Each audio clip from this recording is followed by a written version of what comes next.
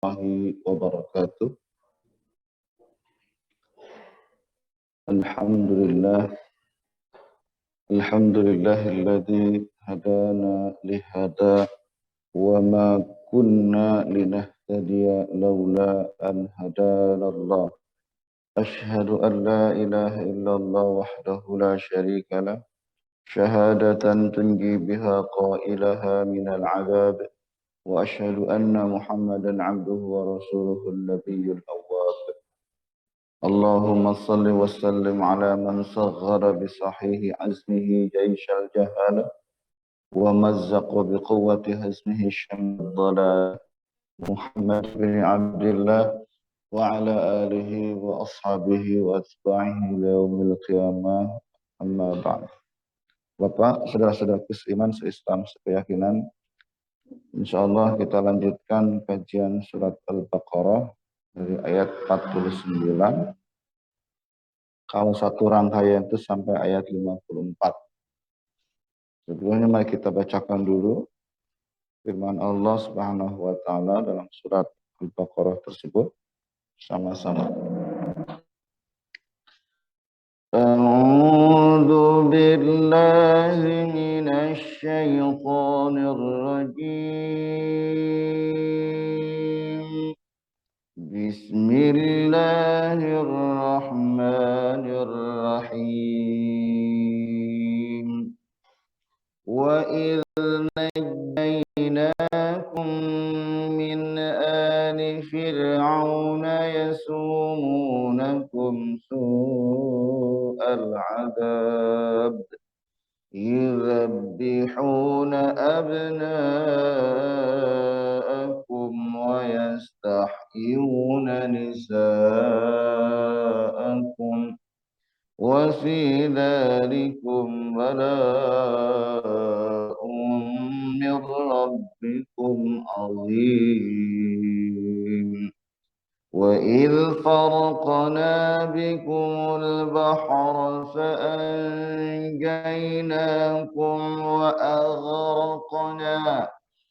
وأغرقنا آل فرعون وأنتم تنظرون.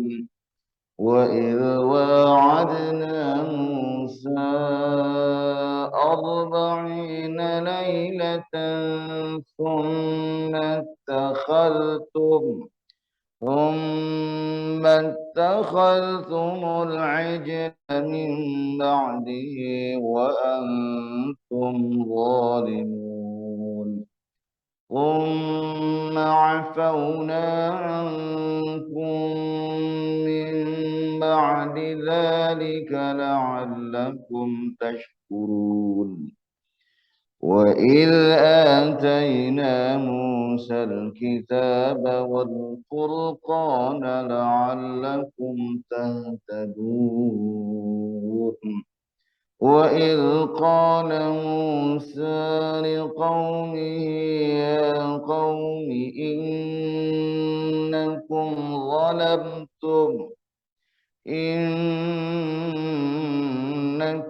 ظلمتم أنفسكم باتخاذكم العجل فتوبوا إلى بارئكم فاقتلوا أنفسكم ذلكم خير لكم عند بارئكم فتاب عليكم إنه هو التواب الرحيم. Sadaqallahul azim. Bapak, saudara-saudaraku seiman, seislam, jamaah haji yang dimuliakan Allah Subhanahu wa taala. Maksudnya jamaah ahad mengaji ya. Amin. Berdoain ya haji. Sebelumnya Allah Subhanahu wa taala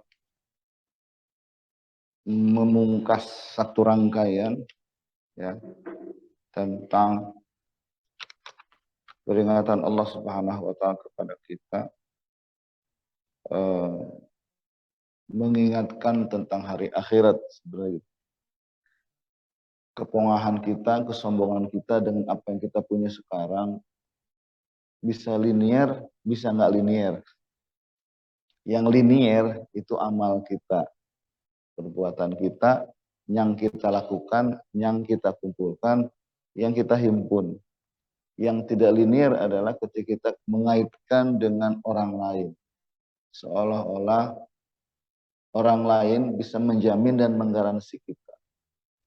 Orang lain yang selama ini menjadi tambatan kita bisa memberikan pembelaan saat kita kelak bertemu dengan Allah Subhanahu wa taala. Harta yang kita himpun seolah-olah bisa dijadikan tabungan untuk menggaransi kita. Itu yang enggak linear. Sehingga Allah mengingatkan bahwa hari berbangkit nanti atau hari kiamat itu adalah hari yang mandiri. Setiap orang tuh sibuk dengan dirinya sendiri, sehingga Allah mengingatkan wattaqu yauman. Yauman itu Allah ingatkan dalam bentuk nakiroh. Ini dalam bahasa Arab itu nakiroh itu masih sangat umum, belum ditentukan harinya. Kalau pakai al-yaum ke alif lam itu sudah pasti, itu sudah tentu. Apa ya? Kalau dalam bahasa Inggris pakai de kali ya. Kalau yang nggak pakai de kan masih umum Pak ya. Ketika Allah berfirman al-yauma akmaltu lakum dinakum kan sudah pasti hari ini. Waktunya sudah jelas. Dan itu salah satu ayat yang ditenggarai sebagai ayat-ayat terakhir yang diturunkan Allah Subhanahu wa taala kepada Rasulullah Shallallahu alaihi wasallam. Karena harinya sudah pasti. Tetapi yauman itu harinya belum pasti. Masih misteri. Ya apa namanya buat kita masih gaib gitu kan. Tapi Allah mengingatkan jauh-jauh hari. Jangan sampai ketika harinya sudah jelas, kita nggak siap-siap gitu. Jadi bahasa isyarat dalam Al-Quran itu sangat bijaksana kepada kita.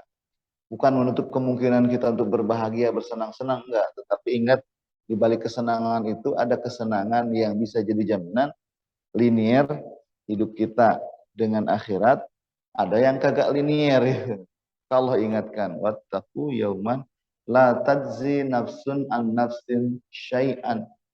Satu jiwa tidak bisa menggaransi, menjamin, membela jiwa yang lainnya.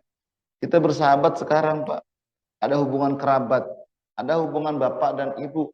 Nanti maka gak ada lagi. Kita sebagai bapak dan anak gak bisa lagi menggaransi anak kita. Sebagaimana para rasul juga dicontohkan dalam sejarah. Saya tidak bukan Allah mencontohkan, tapi dia contohkan dalam sejarah, dikisahkan dalam sejarah. Dengan istrinya, dengan anaknya kadang gak linear. Bapaknya Nabi, istrinya malah melacurkan diri. Kan ada yang begitu, Pak.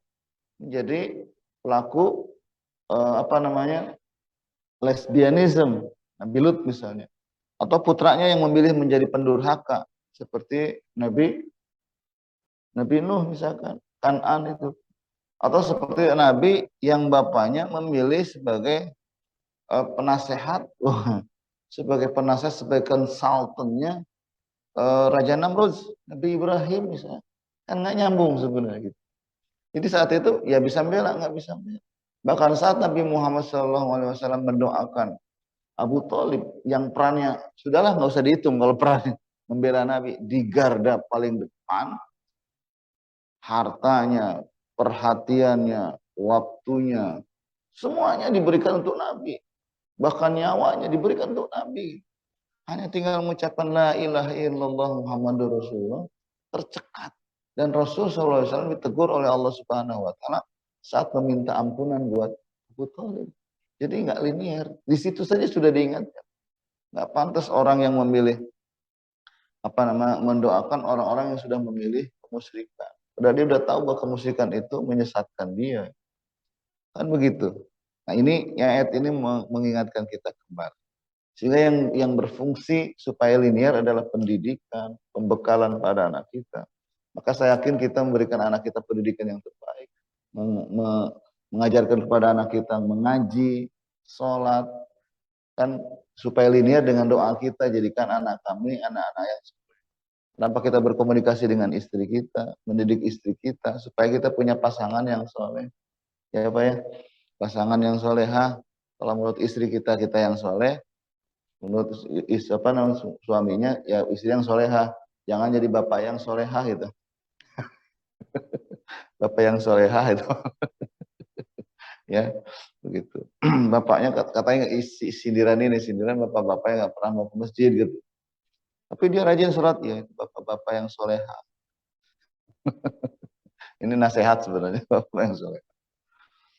Allah Subhanahu wa taala wala yuqbalu minha syafa'atu wala yu'khadhu minha adlu wala hum yunzarun. Enggak ada syafaat kecuali syafaat utbah min sayyidina Muhammadin sallallahu alaihi wasallam. Tapi kan itu berlaku sangat sangat spesial. Apakah kita umat-umat yang spesial? Maka kalau mau begitu, jadikan kita menjadi umat yang spesial, hamba yang spesial. Nggak lagi ada tebusan.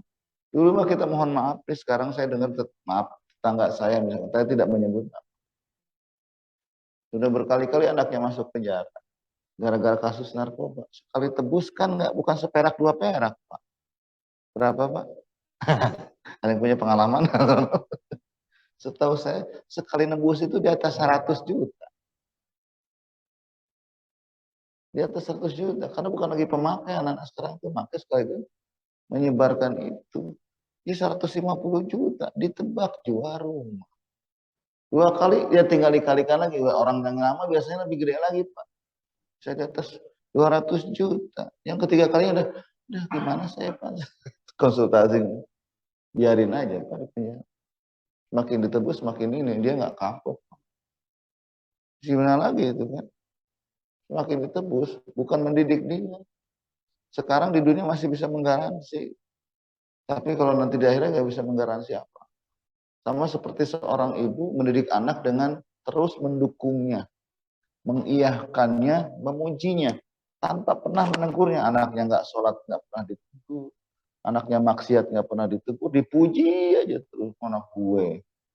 Giliran anaknya mau dieksekusi, kemudian minta permintaan terakhirnya bertemu dengan ibunya, lihat anak gue mau dieksekusi aja masih ingat emak.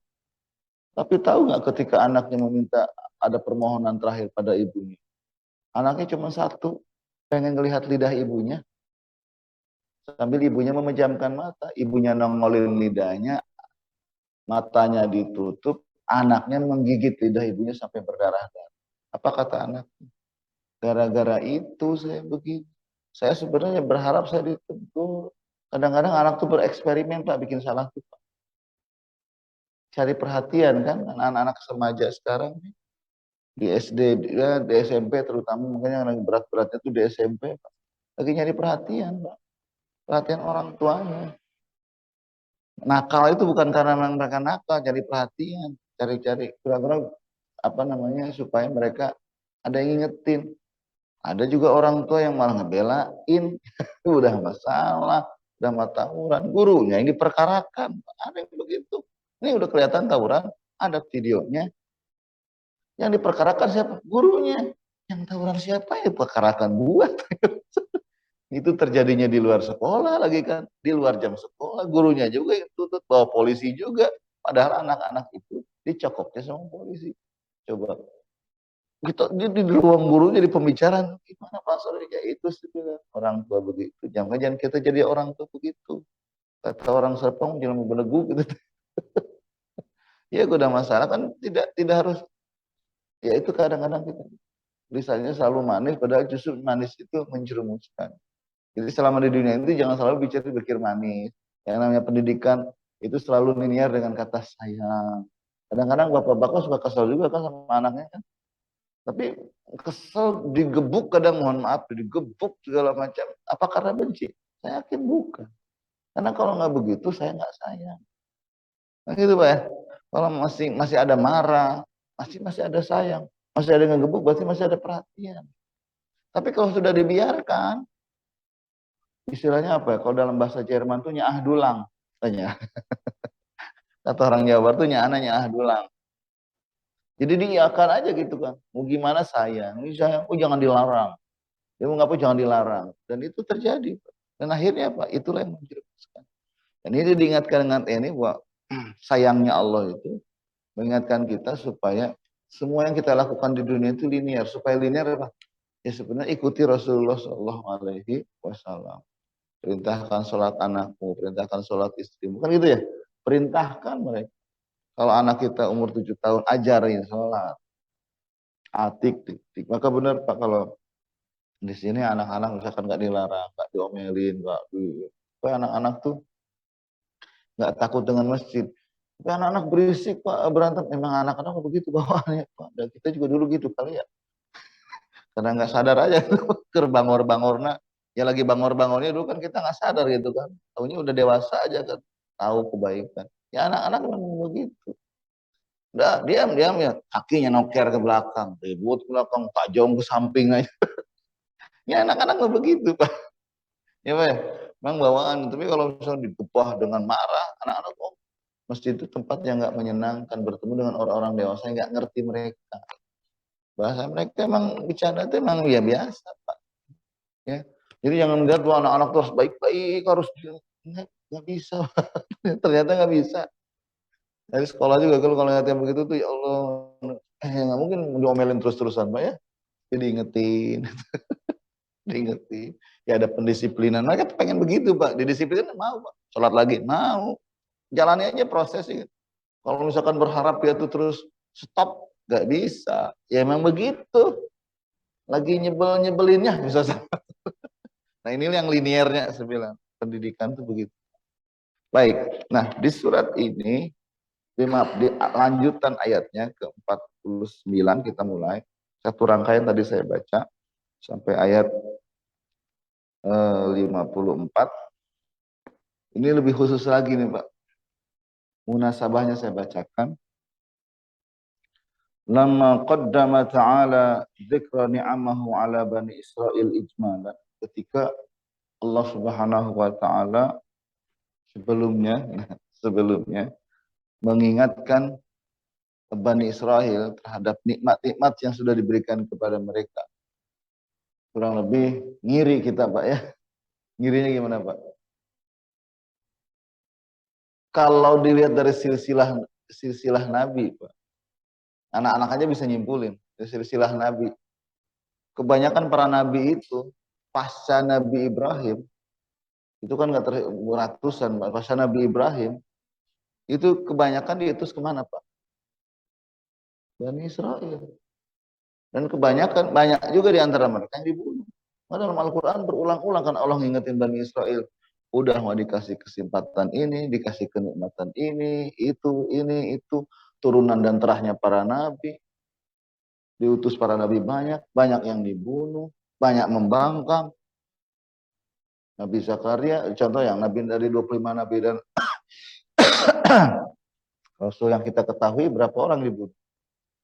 Nabi Zakaria, Nabi Yahya, yang apa namanya dilakukan pencobaan pembunuhan kepada Nabi Isa. Kan gitu kan? Itu mereka. Dari jalur Nabi Ibrahim.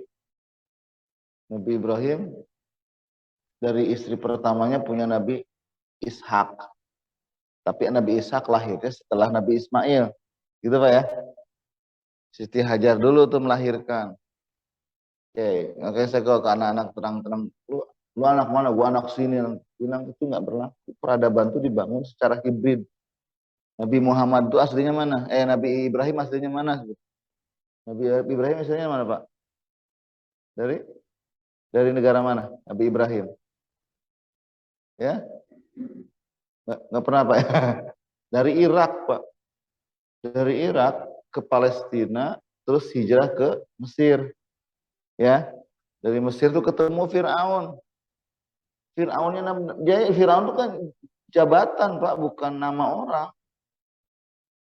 Bukan nama orang Pak. Itu Fir'aun Parao itu. Fir'aun yang ini naksir sama Sarah. Kan gitu ya. Sarah itu cantik banget, tuh cantik-cantiknya orang Irak gitu ya. Nikahi oleh Ibrahim, naksir dengan segala kekuasaannya, dia ingin memperdaya Ibrahim dan istrinya supaya istrinya terpikat kepada, mau diperistri oleh Fir'aun. Ternyata nggak bisa. Jika raja yang begitu hebat memperdaya dengan segala kekuatan yang nggak bisa, berarti orang ini orang hebat, bukan orang sembarangan. Sebagai apa namanya tanda kepenghormatan Fir'aun kepada Nabi Ibrahim diberikanlah Hajar. Hajar itu dalam banyak riwayat katakan itu adalah putranya Fir'aun. Hajar itu putranya Fir'aun, putrinya Fir'aun. Dititipkan udah karena pernikahan mereka belum punya anak, dititipkanlah Hajar yang masih kecil, diasuhlah oleh mereka sebagai anak. Ya, tapi kan namanya anak angkat bukan muhrim, bukan mahram itu kan. Makin gede, ada kesadaran psikologis. Seorang laki-laki itu kalau punya anak ada kebahagiaan langsung gitu kan, yang artinya zuriyah dia langsung gitu kan. Hajar makin dewasa oleh Sarah kemudian dinikah, lahirlah Ismail. Ini tuh Pak ya. Allah tuh tahu kondisi psikologis manusia. Udah bertahun-tahun menikah nggak punya anak, dari madunya ya, dari madunya punya anak. Kan kayaknya kalau saya ngomong ke anak-anak, kira-kira kalau kalau mamah kamu datang ke papa kamu, papa untuk melengkapi kebahagiaan papa sebaiknya menikah lagi. Kira-kira bapaknya nolak apa nolak, Pak? Ini suami istrinya pengen minta, Pak. Kira-kira nolak, apalagi ini sudah ada calon istri, apa tinggal menikah ya? Oh, mama baik sekali. Kira-kira menerima apa menerima? Ya pasti menerima, Pak. Oh, iya udah. Terus begitu sudah punya istri yang kedua, mama kamu datang lagi, ternyata punya punya partner itu bahagia banget, Papa. Apalagi kalau partnernya makin banyak. Aku bawakan calon istri ketiga, Papa ya. Papa menikah lagi, kira-kira papa kamu nolak apa nolak? Ya kagak lah, mau pasti bapak saya. Pasti mau lah. Wow. Terus kalau kemudian sudah tiga, ya Allah, saya pengen masuk surganya mulus. Seandainya Allah dengan cara menikahkan suamiku pada istri yang keempat itu menjadi jalan mulus masuk ke surga, ayah menikah lagi untuk yang keempat, kira-kira papaku mau menerima nggak? Ya pasti nerima, pasti insya Allah. Bilang, insya Allah tiba-tiba sekujur bapak kamu itu basah dan palanya benjol. Kenapa? Mimpi ternyata. Ternyata mimpi. Allah Subhanahu yang terjadi pada Sarah itu Allah tahu, maka simpanlah, bawa istrimu yang baru melahirkan itu ke padang pasir, kan itu ya, ada dalam Al-Quran kan itu, bawa ke padang pasir yang kemudian itu jadi peristiwa haji lah, rangkaian haji, keluar air zam-zam dan lain sebagainya. Kalau hitungan kita nih Pak, kalau istri baru melahirkan masih berdarah-darah, masih kudu dirawat, masih kudu dimanja-manja, masih kudu, maaf ya maaf, masih banyak rebahan itu kan Pak ya, kalau kita mah ya, anaknya masih merah, ditaruh di padang pasir itu bahasanya tega apa tega Pak? Tega apa ya kalau kita, saya ingin menjalankan sunnah Nabi Ibrahim, mama baru melahirkan, apa bawa ke hutannya, taruh di hutan. Itu mana Nabi? Itu mana Nabi? Kalau hitungan kita melakukan itu tega. Belum amat bukan salah laki. Tega amat punya salah laki. Suami itu kan. Ini Nabi Ibrahim ya pasti nggak tega Pak. Pengen punya anak, istrinya baru melahirkan, lagi sayang-sayangnya ditaruh di padang pasir coba. Kalau bukan wahyu, Nabi Siti Hajar juga kalau bukan dia nabi dan karena perintah wahyu mungkin pasti ngamuk, Pak. Tapi Hajar tahu ini nabi, ini perintah Allah, dilakukan saja. Sehingga peristiwa dia berjalan ke Sofa, ke Marwah berulang-ulang sampai 7 kali itu kan dilakukan. Anaknya nangis karena ya air susu nggak bisa keluar karena air nggak ada. Tapi ternyata dengan izin Allah dari balik kaki Ismail itulah muncul air zam-zam itu Pak ya. Zumi oh ternyata di situ mata air zumi zam-zam akhirnya kan muncul air zam-zam yang kemudian di kemudian hari sempat dikubur akibat peperangan kemudian digali kembali oleh siapa yang menggali kembali Pak sumur zam-zam setelah sekian tahun terkubur itu? Abdul Muthalib. Abdul Muthalib. Ya, maka dari situ Abdul Muthalib kemudian bersumpah kalau saya punya anak 10 akan korbankan satu yang terbaik. Itu kan sempat bersumpah begitu. Kalau punya anak laki-laki 10, ku korbankan satu. Siapa? Abdullah. Yang terbaik, yang paling cute, yang paling imut, yang paling pokoknya paling disayang itu oleh semua, oleh paman-pamannya, oleh orang tuanya ya. Itu Abdullah, ayahnya Nabi Muhammad. Nyaris mau disembelih, Pak. Dikorbankan seperti kakeknya Nabi Ismail atas sumpah Abdul Muthalib. Berarti mereka sudah tahu peristiwa itu kan. Itu kan orang Arab itu sangat menjaga ini Pak. Silsilah. Hafal mereka Pak. Maka ada istilah ilmu nasab itu di situ. silsilah tuh dihafal sampai Adam, apa? Jadi sampai kalau sampai ke Ismail masih kesebut lagi gitu. Apa banget. Nah, apa yang Allah Subhanahu wa taala, maksudnya itu zuriyah itulah yang kemudian lahir Nabi Muhammad. Emang tidak banyak cerita dari Ismail tak tak tak tak tak tak tak tak tak, tak langsung lahirlah Nabi Muhammad sallallahu alaihi wasallam itu dari zuriyah Ismail, sananya dari Ibrahim. Berarti Nabi Muhammad itu ada terah mana, Pak? Berarti kan ada terah.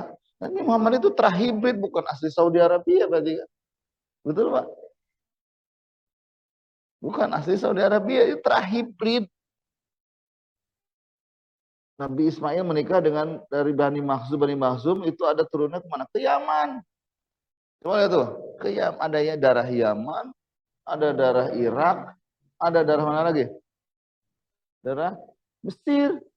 Akhirnya Nabi Muhammad Shallallahu Alaihi Wasallam. Jadi kalau orang Mesir merasa ada kedekatan kuat, ya memang iya.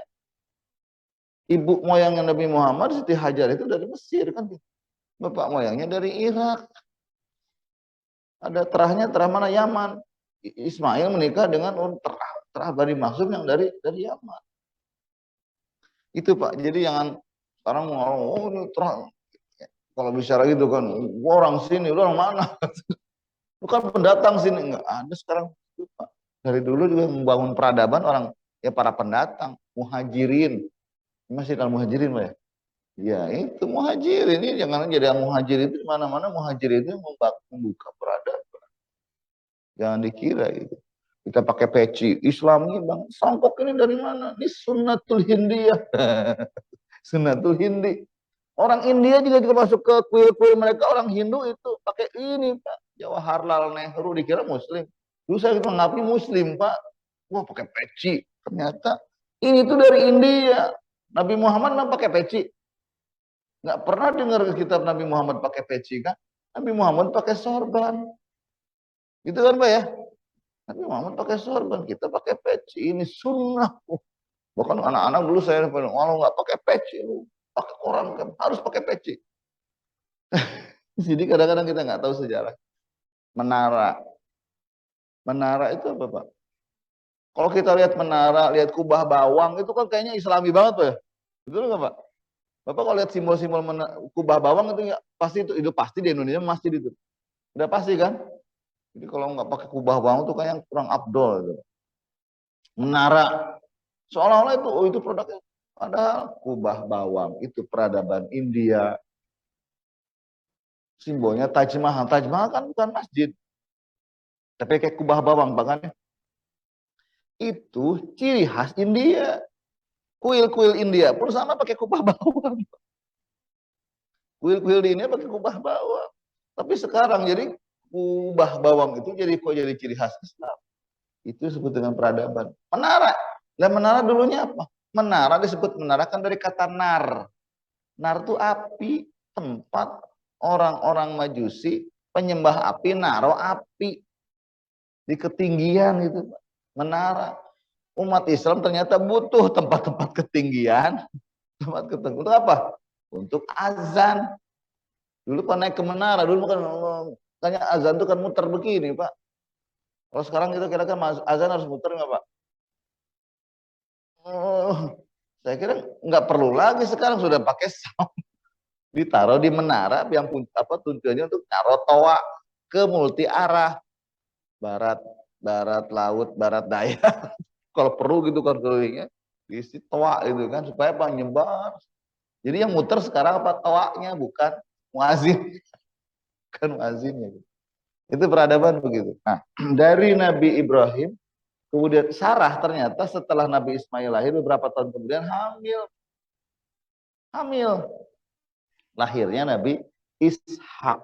Kalau versi Alkitab, kalau Bapak lihat ada di gereja-gereja misalkan itu ada gambar penyembelihan itu, kemudian ada malaikat jadi sembelih anak oleh Nabi Ibrahim, itu Nabi Ishak kalau menurut versi orang Nasrani ya. Versi Nasrani itu Nabi Ishak. Dari Nabi Ishak, dari Nabi Ishak itu lahirlah dua anak laki-laki kembar. Kembar ya. Salah satunya diangkat jadi nabi, yaitu Nabi Yakub. Nabi Yakub. Nabi Yakub julukannya dalam bahasa Ibrani Israel. Israel. Israel itu dalam bahasa Ibrani artinya bagus Pak, sama dengan Abdullah. Hamba Allah yang saleh. Itu Israel. Jadi Israel itu adalah Nabi Yakub. Maka keturunan Nabi Yakub kosana, duriahnya disebut Bani Israel. Maka dipanggil Bani Israel itu sebenarnya kasih sayang Allah, pengingetin tuh bapak moyangmu namanya Yakub. Israel hamba Allah yang soleh. Ngingetin perilaku mereka yang buruk itu dengan dia Bani Israel. Ini kan anak bapak ini ya. Coba kadang-kadang gitu, pernah nggak Pak diingetin lagi Bandung-Bandung dulu? Anaknya Pak Ustadz ini kan, itu sebenarnya negor kita Pak. Saya dulu ditegur oleh guru saya pernah, ini cucunya, ini kan oleh apa namanya ustazah saya dulu di sekolah lagi main, saya nggak hafal gitu, surah hafalan nggak hafal gitu, karena banyak main, biasalah. Diingetin sama ustazah Aminah almarhum. Icu naik, Ibu Hajah Fatimah kan, gak tahu nenek saya tukang ngaji, guru ngaji kemana-mana gitu kan.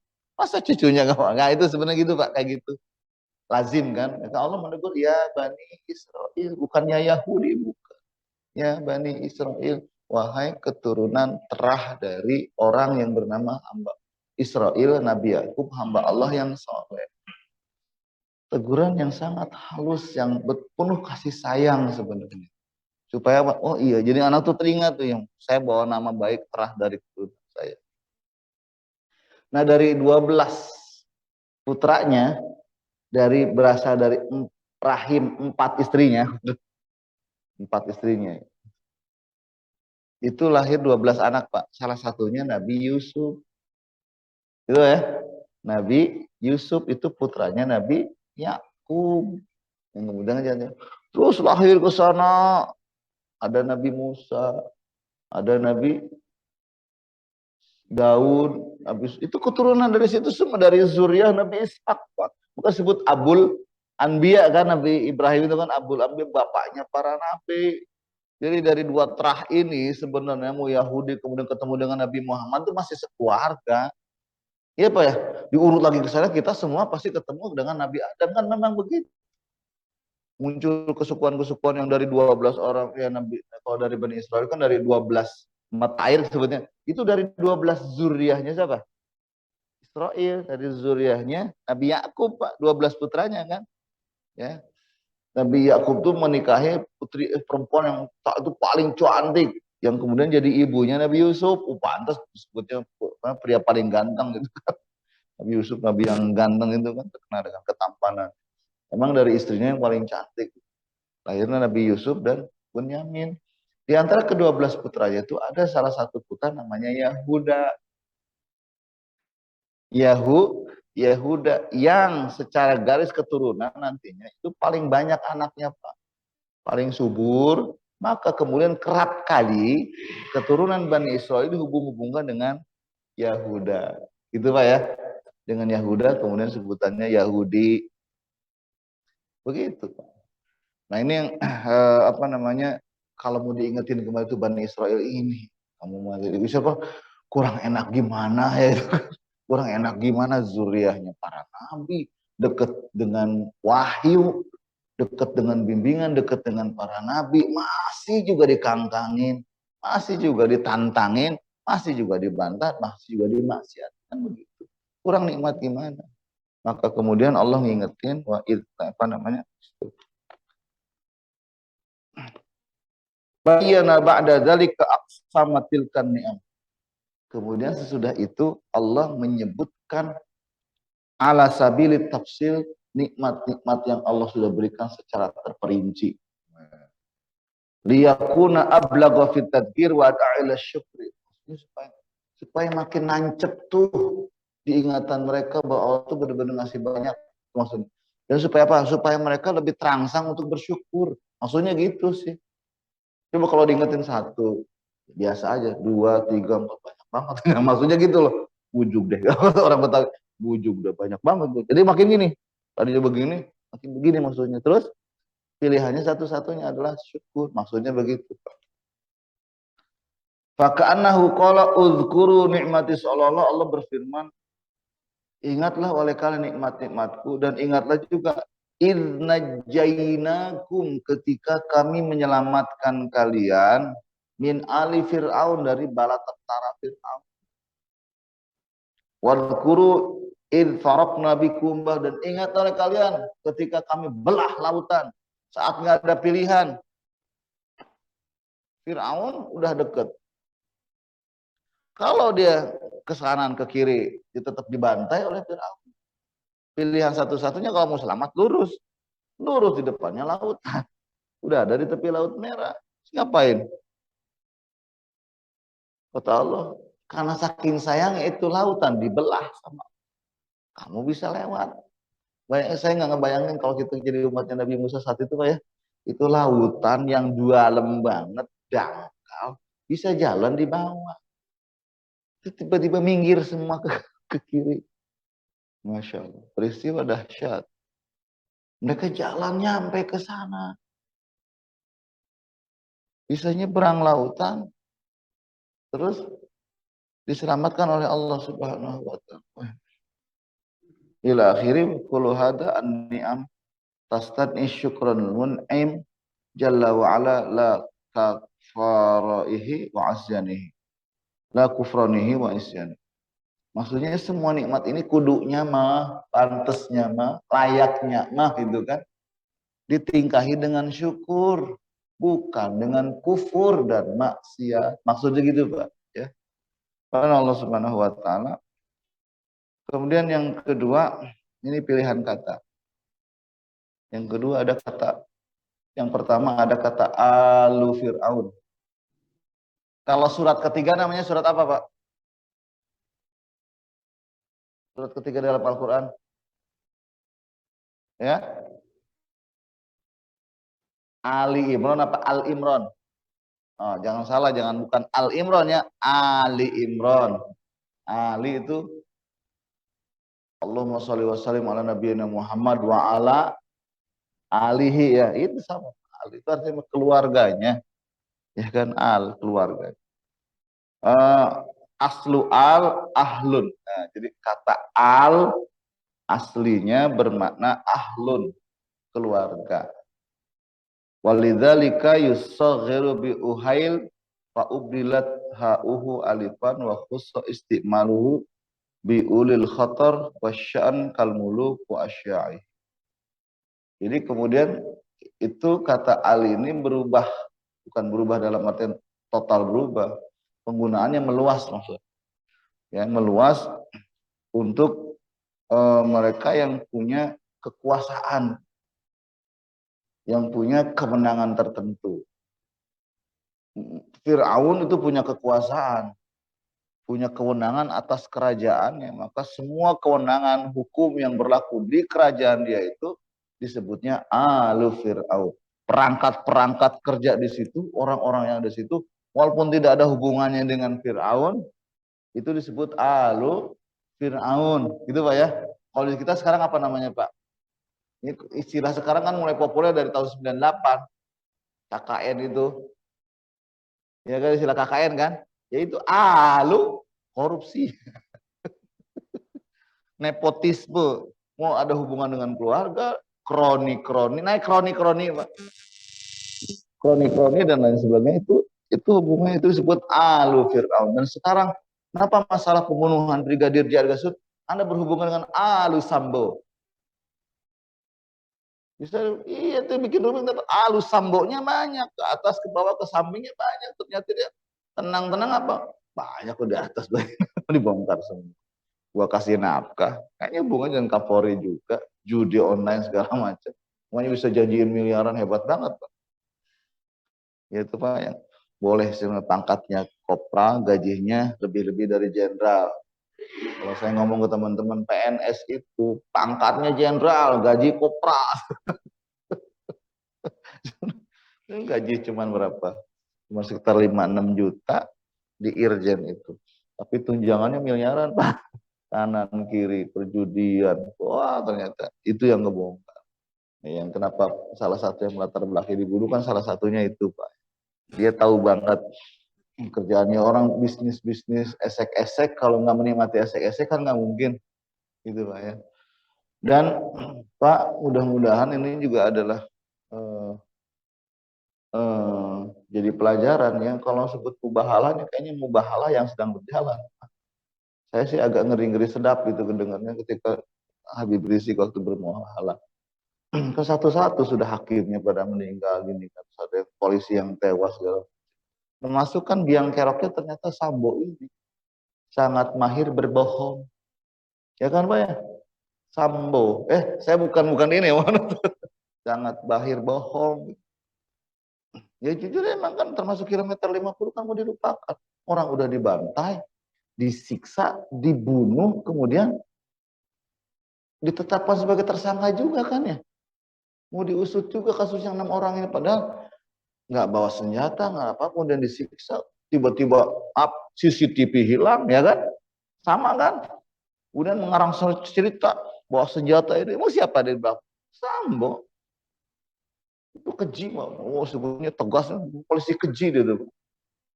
Sambo itu. Cara Allah bikin makar kan gampang Pak ya. Lu saling bunuh dengan sesama lu dulu. Coba mohon maaf ini sih bukan sentimen agama Pak ya. Tapi Bapak lihat yang terlibat di situ putarannya Pak. Yang dibunuh orang Kristen, yang membunuh si Baradenya orang Kristen, bosnya juga orang Kristen kan. Kapolri ini juga orang Kristen kan, tadi mau jadi anak emas Pak untuk calon Kapolri. Makanya Listio Sigit itu kan semangat banget mempromosikan Sambo. Karena nyari link ke sana kemari nyari duitnya kenceng gitu kan. Yang ternyata di dalam juga gesekan dengan sesama polisi itu kuat Pak. Menurut tetangga saya orang Kemenkumham, wah dikira tuh dalamnya perang Pak. Yang muslim, yang non muslim perang. Saling gesek. Termasuk kritikan-kritikan beberapa irjen, beberapa polisi itu kan seperti itu. Kalau jadi nyambungnya itu, lu sabuk, maksudnya hubung ke sana Pak. Jadi tidak harus ada hubungan keluarga Pak ya. Jadi kita pada Bapak nanti sudah punya kekuasaan tertentu, di perusahaan tertentu, bisa saja dipanggil dengan nama Bapak, dengan sebutan Alu. Jadi Alu itu jadi meluas maknanya dari makna keluarga ke orang-orang terdekatnya gitu. Orang-orang terdekatnya yang ada di lingkup kerjanya. Ya, seperti itu. Itu kata Alu Pak ya. Fir'aun. Fir'aun. Alamun liman malakal amaliqah ka Qaisar.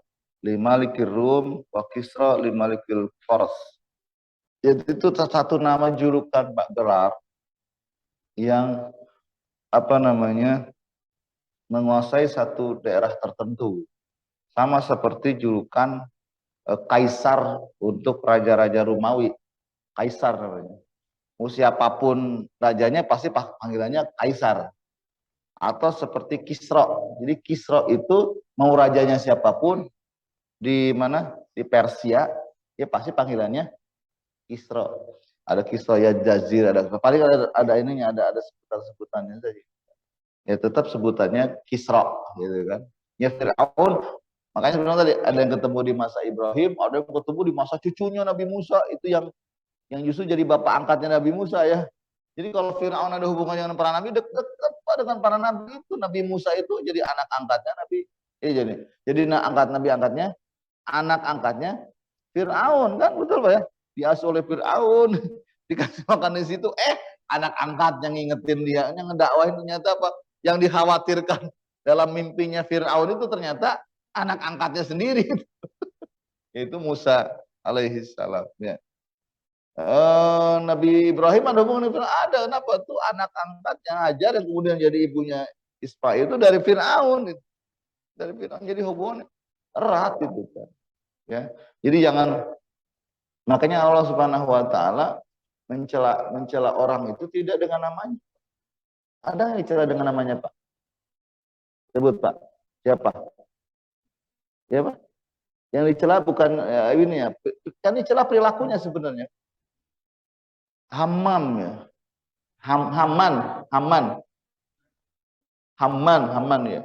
Haman dan secara simbolis sebenarnya. Tapi yang khusus secara ini Abu Lahab, Samiri itu khusus. Oke. Tapi yang dikhususkan ke Samiri itu apanya? Perilakunya kan. Nah, perilakunya itu kan, perilakunya kepada perilaku. Abu Lahab disebut Abu Lahab kan bukan nama aslinya juga, tapi kepada perilakunya. Kan dijelaskan. Pokoknya Abu Lahab bukan gagal. Ayat surat itu kan menjelaskan perilaku. Sampai tiada Abi Lahab udah begitu, Abi Lahab itu nama bukan nama asli Pak ya. Sama seperti Abu Jahal. Abu Jahal nama asli bukan. Julukannya, panggilannya itu Abu Jahal. Kan nggak mungkin dijulukan di tengah-tengah mereka sebutnya Abu Jahal. Di tengah-tengah teman-teman dan saudara Alu Abu Jahal. Di tengah-tengah Abu Jahal itu disebutnya Abu Hakam Pak. Di tengah umat Islam sebutnya Abu Jahal. Namanya sendiri siapa? Umar bin Hisham gitu ya. Makanya Rasul pernah mendoakan, ya Allah kuatkanlah Islam dengan salah satu di antara kedua Umaroin, Umar bin Hisham atau Umar bin Khattab. Itu Pak ya. Maka dipilihlah Umar bin Khattab. Kalau Umar bin Hisham ini yang julukannya menurut umat Islam adalah Abu Jahal, Rasulullah Abu Jahal. Itu dijuluki lagi oleh Rasulullah bukan Abu Hakam, tapi Fir'aunnya umat ini. Betul ya? Maka ketika mendengar Fir'aunnya umat ini, saat perang Badar masih ingat, itu kan biang keroknya Abu Jahal, Pak. Biang kerok perang apa? Perang Badar Kubro itu Abu Jahal. Biang kerok pembunuhan Nabi saat Nabi berhijrah juga Abu Jahal. Abu Jahal, Pak. Jadi saat mereka berunding di Bani Nadwah itu, usulan supaya Nabi Muhammad dipenjara, supaya Nabi Muhammad diasingkan, supaya Nabi Muhammad diusir itu ternyata dibatalkan. Kurang keren nih usulan, nggak setuju. Ada setan di situ Pak, yang menyerupai manusia. Kemudian maka tiba-tiba kok bisa diterima, ada di situ ada orang asing itu, ya kan? Ada orang asing tiba-tiba ikut musyawarah di Madinah. Itu kan musyawarah khusus itu, tapi bisa diterima di tengah-tengah mereka. Ketika Abu Jahal usul, ini mah nggak ada pilihan, bunuh aja. Sudah saatnya kita mengeksekusi. Caranya cerdas. Ini cara cerdas. Kalau yang ngebunuh hanya dari satu klan, dari satu kabilah, dari satu suku, kita bisa dituntut oleh Abdi Manaf. Bani ini kan, bisa dituntut. Dah, kita ambil dari beberapa suku. Jadi ada keterwakilan, ada delegasi supaya apa? Kalau dibunuh kita, ya nggak mungkin mereka memerangi semua kan? Akhirnya apa? Ya udah tebusan aja kan gitu kan? Walaupun ini keluarganya Pak, cerdas tuh Abu Jahal tuh. Nah, dari suku ini, suku ini, suku ini. Kalau bunuh bareng-bareng, yang bunuh siapa? Kita. Ini wakil dari kabilah ini, kabilah. Bani marah, memerangi kita bareng-bareng. Nggak mungkin. Kalau yang bunuhnya misalkan dari suku ini, cuman Abu Jahal sendiri, nah gue dikurung. Di situ kayak dulu Abu Jahal apa namanya pernah digampar oleh Hamzah ya. Hamzah belum masuk Islam Pak, tapi gara-gara dia melakukan sendiri, mengintimidasi Nabi Muhammad, pulang-pulang habis berburu digampar tuh sama Hamzah itu, digeplak pakai busurnya. Wah, aku takut ya sama Hamzah. Hamzah saat itu baru berburu bawa singa.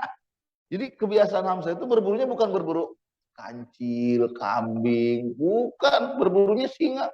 Terus saking kuatnya itu naik kuda, singa dipanggul di kiri, busurnya di kanan. Itu masih manggul-manggul singa digeplak tuh. Gara-gara apa? Lu apain ponakan gua? Tuh takut ya gitu Pak. Ya takut juga bujang. Biang-biangnya masih ada di situ kan. Apalagi apa namanya? Itulah maksudnya perlindungannya masih banyak. Ada Hamzah di situ, ngeri sedap itu kan urusannya. Nah akhirnya udah wakili nanti begitu serap dibunuh barang-barang, coba lihat pedangnya nempel semua ke Muhammad gitu kan, bunuh barang-barang. Tapi rekayasa itu nggak jadi, walaupun cerdas kok itu di situ Abu Jahal. Maka Rasul menyebutnya Fir'aunnya umat ini. Tapi Pak, Rasulullah SAW tetap menjaga etika pada sahabatnya itu. Kalau ada anaknya di situ, Ikrimah bin Abi Jahal itu kan masuk Islam, Pak. Betul. Jangan sebut nama bapaknya di depan anaknya walaupun sebejat apapun bapaknya. Sul marah, Sul ingatkan. Kenapa? Kita mencela itu karena bukan namanya tapi perilakunya di garis bawah. Insyaallah. Ya. Kemudian ada kata yasumunakum yudhikunakum min sama idza adaqahu aula. Jadi maksudnya merasakan. Pas ya. Cetet sakit. Nah, itu maksudnya. Kita jadi merasa sakit, merasa gimana. Itu maksudnya. Jadi menimpakan. Itu makna kata yasumu dari asama adaqahu aula. Kalau Tabari Tabari mengatakan yuridunakum wa yudhikunakum. Jadi merasakan apa yang diinginkan oleh Fir'aun. Jadi supaya sakitnya benar-benar terasa. Ya, ditimpakan benar-benar. Kalau ekonomi itu di boykot ekonomi itu, Pak. Boykot ekonomi ya berasa banget lapar. Kayak sekarang orang pada ngantri Pertalite rasain ngantri Pertalite. Misalnya yastahyuna yastabkunal inas ala qaidil hayat. Maksudnya yastahyuna, yastahyi kan bisa bermakna malu juga. Tapi yastahyuna di sini maksudnya membiarkan mereka hidup. Yang perempuan itu dibiarkan hidup. Kalau sekarang bahasa ini berlaku nggak? Berlaku, Pak. Yastahyuna apa? Membiarkan perempuan-perempuan LGBT atau keperempuan-perempuanan itu dibiarkan hidup. Tapi yang pemberani, tegas, yang gitu-gitu dimatikan. Kan simbolik sebenarnya kan gitu kan. Orang yang tegas, berani, segala macam, penjarain. Radikal. Gitu kan. Radikal, intoleran. Kan bahasanya begitu. Kalau yang gini-gini ngonek-ngonek, oh bagus. Jilat-jilat gitu kan. Maksudnya sifat-sifat itu Pak ya, biarkan. Dipelihara. Apa namanya ya, muncul Abu Janda, Eko Kuntadi, itu pasti dipelihara begitu. Menghina Islam itu kan segala macam, dibiarkan hidup. Tapi kalau kira-kira tegas mengkritik, saya tidak nyebut nama Pak ya. Ini tersebar Pak ya. Nggak apa-apa lah. Di tepi jurang dikit itu. Tapi yang jelas kita punya ini. Yastahyuna itu begitu. Bala, bala. Orang Sunda bilang bala itu apa? Sampah ya. Sampah. Balaun ikhtibarun wa mihna. Cobaan dari Allah. Tolak, maka ada istilah tolak bala. Tolak bala itu namanya ya menolak mara bahaya dari ujian. Itu bukan menolak ujian itu dari Allah Subhanahu, bukan, tapi bagaimana cara kita terhindar dari ujian itu supaya kita mendapatkan kebahagiaan. Oke, farokna, kata farokna al-farok al-faslu wa tamyiz, melah dan memilah. Wa Qur'anan faroknahu. Kemudian terakhir ada kata bari, al-bari huwal khaliq lisyai' ala ghairi mithalin sabiq. Jadi Allah disebut bari itu menciptakan sesuatu tanpa ada contoh sebelumnya. Bari, jadi kata baro'ah ya. Kan sebut baro'ah itu artinya bersih, terbebas dari campur tangan, bebas dari dosa. Jika Allah sebut bari, Allah menciptakan nggak ada campur tangan. Nggak. Contohnya begini Allah, kayak begini, kayak pesanan gitu kan. Maka disebut Allah disebut al-bari. Saya kira cukup sampai di situ Pak ya. Matahari sudah mulai muncul, hari sudah siang gitu kan. Ya, saatnya kita beraktivitas yang lain. Mudah-mudahan bermanfaat.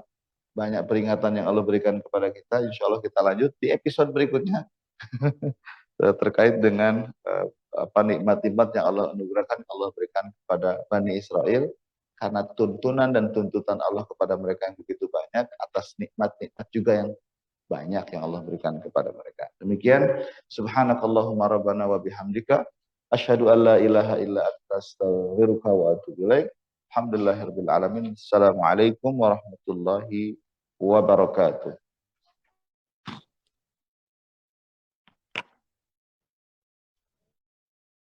Recording stopped.